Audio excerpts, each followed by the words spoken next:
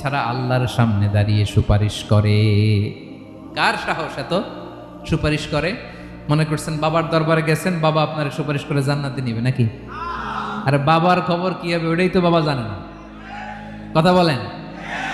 আপনি যে পীরের দরবারে যে সিজদায় পড়ে রইলেন, ওই পীরের অবস্থা কি হবে ওটার কোনো গ্যারান্টি আছে? এই সহজ হিসাবটা বুঝে না।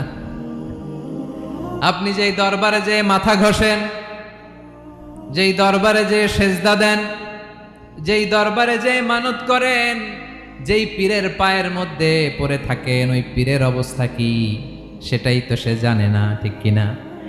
কেউ সুপারিশ করতে পারবে না। তবে হ্যাঁ, আল্লাহ যদি কাউকে দয়া করে অনুমতি দেয় তাহলে করতে পারবে, তাহলে পারবে। সেই কিয়ামতের দিনটা বড্ড ভয়ঙ্কর, কেউ সুপারিশ করার সাহস পাবে না।